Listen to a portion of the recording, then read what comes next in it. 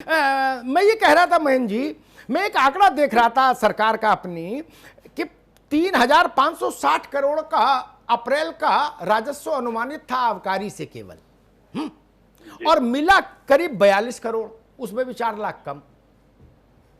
ये जो डेफिसिट है, ये जो घाटा है, ये आगे जाके प्रभावित करेगा मनरेगा को, मजदूरों को, पेंशनर्स को, तनख्वाह वालों को नहीं, सर्व शिक्षा अभियान को, क्योंकि पैसा तो वो है, केक तो उतना ही है, कम कैसे बटेगा फिर सब में?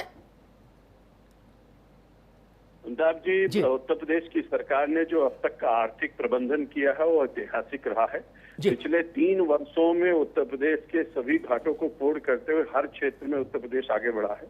मैं आपको कहना चाहता हूं कि भारत के बहुत सारे राज्य भारत सरकार की परियोजनाओं का शेयर नहीं दे पाए। हमारी सरकार ने पूरा फेयर दिया, सब कुछ किया, और आज की तारीख में उत्तर प्रदेश पहला राज्य है जिस तरीके से मजदूरों को, मनरेगा के मजदूरों को और सभी क्षेत्रों में अब तक कहीं पर कोई डिस्टर्बेंस नहीं होने पाई है और आगे भी नहीं होने पाएगी। ऐसा आर्थिक प्रबंधन किया जा रहा है। ये स्वाभाविक है कि जो मिलना चाहिए था पिछले 2 महीने में वो नहीं मिल पाया है, लेकिन उसके बावजूद भी आर्थिक प्रबंधन और माननीय मुख्यमंत्री जी का जो प्रबंधन है, मैनेजमेंट है, उसमें से उत्तर प्रदेश बहुत अच्छा करेगा। सभी क्षेत्रों के जो अनावश्यक खर्चे थे उनको सबको रोकते हुए हम लोग उत्तर प्रदेश को उसी गति से आगे बढ़ाएंगे जैसे पहले करते रहे हैं। और आर्थिक दृष्टि से जहां से कमी हो रही है उसकी कैसे पूर्ति होगी, उसके लिए हमारे वित्त मंत्री आदरणीय सुरेश खन्ना जी हैं, उनके नेतृत्व में कमेटी बनाई गई है। बहुत सारे क्षेत्रों में हम लोग उसमें काम शुरू कर रहे हैं, आगे उसका भी प्रबंधन करेंगे।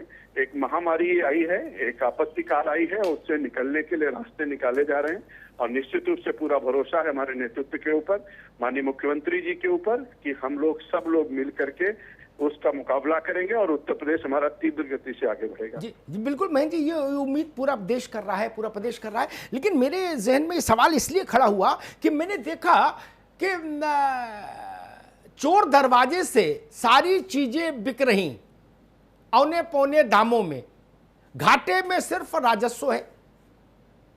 या तो चीजें बंद हो जाए बिल्कुल, तो चलो कम से कम एक नैतिक पोस्चर ही रहे कि भाई बंद कर दिया, ये सब गलत चीजें थी, बंद कर दिया।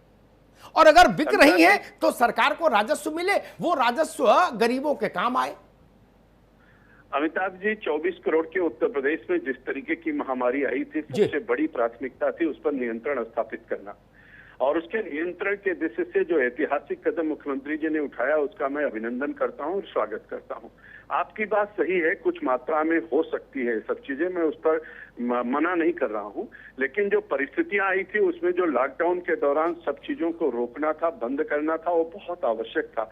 अगर सरकार भी उनके साथ साथ सहभागी हो जाती तो हम महामारी पर नियंत्रण कैसे स्थापित कर पाते, हम रोक कैसे पाते, हम जवाब क्या देते उत्तर प्रदेश और देश की जनता को। तो निश्चित रूप से प्राथमिकता थी महामारी को रोकना, उसके ऊपर नियंत्रण स्थापित करना। और आज मैं गर्व से कह सकता हूं कि मुख्यमंत्री जी ने जितने कदम उठाए हैं पूरा भारत उसका अनुसरण कर रहे हैं, विभिन्न राज्य उसका अनुसरण कर रहे हैं, और इसलिए उत्तर प्रदेश ने, माननीय योगी आदित्यनाथ जी ने बहुत ही ऐतिहासिक काम किए हैं। और आगे आर्थिक प्रबंधन भी वो इतना अच्छा कर रहे हैं कि आपको जान करके 2-4 महीनों में आश्चर्य होगा कि इतनी तीव्र गति से जो भी व्यवस्थाएं, जहां कहीं भी जो जरूरत है उसकी पूर्ति करते हुए हम लोग भरपाई करेंगे और तीव्र गति से अपने विकास के रास्ते पर उत्तर प्रदेश चलेगा।